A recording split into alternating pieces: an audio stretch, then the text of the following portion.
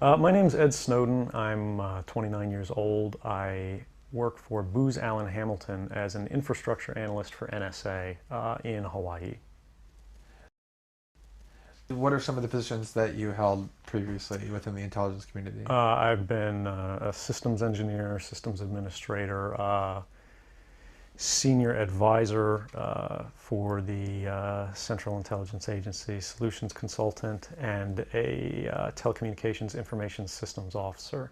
One of the things people are going to be most interested in trying to understand who you are and what you're thinking is there came some point in time when you crossed this line of thinking about being a whistleblower to making the choice to actually become a whistleblower. Walk people through that decision-making process. When you're in positions of privileged access, like a systems administrator for these sort of intelligence community agencies, you're exposed to a lot more information on a broader scale than the average employee. And because of that, you see things that may be disturbing, but over the course of a normal person's career, you'd only see one or two of these instances. When you see everything, you see them on a more frequent basis. And you recognize that some of these things are actually abuses. And when you talk to people about them, in a place like this where this is the normal state of business, people tend not to take them very seriously and move on from them. But over time, that awareness of wrongdoing sort of builds up, and you feel compelled to talk about it. And the more you talk about it, the more you're ignored, the more you're told it's not a problem, until eventually you realize that these things need to be determined by the public, not by somebody who is simply hired by the government. Talk a little bit about how the American surveillance state actually functions. Does it target the actions of Americans? Uh, NSA and the intelligence community in general is focused on getting intelligence wherever it can, by any means possible, that it believes on the grounds of sort of a self-certification that they serve the national interest. Originally, we saw that focus very narrowly tailored as foreign intelligence gathered overseas. Now, increasingly, we see that it's happening domestically. And to do that, the NSA specifically targets the communications of everyone. It ingests them by default.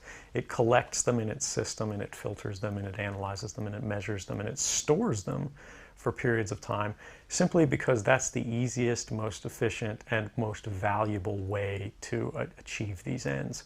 So while they may be intending to target someone associated with a foreign government or someone that they suspect of terrorism, they're collecting your communications to do so. Any analyst at any time can target anyone, any selector anywhere. Where those communications will be picked up depends on the range of the sensor networks and the authorities that that analyst is empowered with. Not all analysts have the ability to target everything, but I, sitting at my desk, certainly had the authorities to wiretap anyone, from you or your accountant to a federal judge to even the president if I had a personal email. One of the extraordinary parts about this episode is that usually whistleblowers do what they do anonymously and take steps to remain anonymous for as long as they can, which they hope often is forever.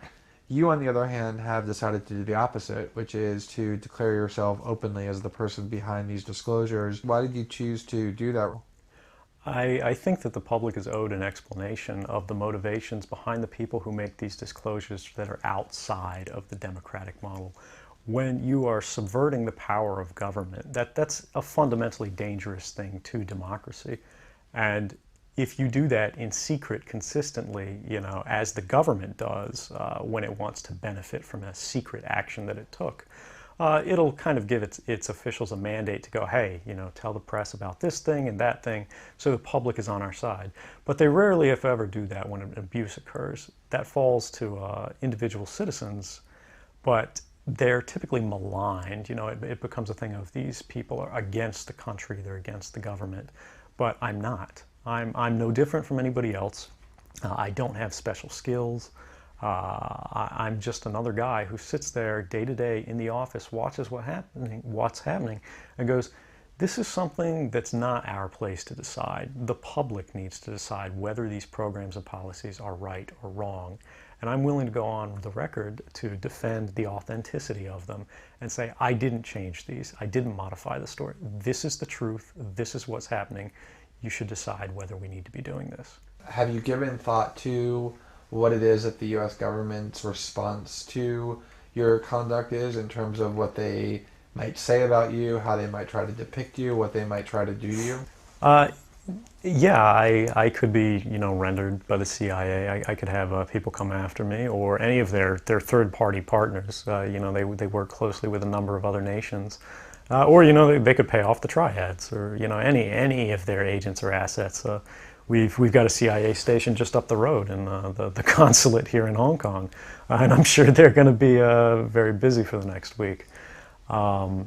And that's a fear I'll live under for the rest of my life, however long that happens to be. You can't come forward against the world's most powerful intelligence agencies and be completely free from risk, because they're such powerful adversaries that no one can meaningfully oppose them. If they want to get you, they'll get you in time. But at the same time, you have to make a determination about what it is that's important to you. And if living unfreely but comfortably is something you're willing to accept, and I think many of us are, it's the human nature. You can get up every day, you can go to work, you can collect your large paycheck for relatively little work against the public interest, and go to sleep at night after watching your shows. But if you realize that that's the world that you helped create, and it's going to get worse with the next generation and the next generation who extend the capabilities of this sort of architecture of oppression, you realize that you might be willing to accept any risk. And it doesn't matter what the outcome is, so long as the public gets to make their own decisions about how that's applied. Why should people care about surveillance? Because even if you're not doing anything wrong, you're being watched and recorded. And the storage capability of these systems increases every year consistently by orders of magnitude, to where it's getting to the point you don't have to have done anything wrong. You simply have to eventually fall under suspicion from somebody, even by a wrong call. And then they can use the system to go back in time and scrutinize every decision you've ever made, every friend you've ever discussed something with, and attack you on that basis to sort of derive suspicion from an innocent life and paint anyone in the context of a wrongdoer. We are currently sitting in a room in Hong Kong, which is where we are because you've traveled here. Talk a little bit about why it is that you came here, and specifically there are going to be people who will speculate that what you really intend to do is to defect to the country that many see as the number one rival of the United States, which is China, and that what you're really doing is essentially seeking to aid an enemy of the United States with which you intend to seek asylum. Can you talk a little bit about that? Sure. So there's a couple assertions in those arguments that are sort of embedded in the questioning of the choice of Hong Kong. The first is that China is an enemy of the United States. It's not. I mean, there are conflicts between the United States government and the Chinese PRC government, but the peoples inherently, we don't care. We trade with each other freely. We're not at war. We're not in armed conflict, and we're not trying to be. We're the largest trading partners out there for each other. Additionally, Hong Kong has a strong tradition of free speech. People think, oh, China, great firewall. Mainland China does have significant restrictions on free speech, but the people of Hong Kong have a long tradition of protesting in the streets, of making their views known. The internet is not filtered here, no more so than any other Western government.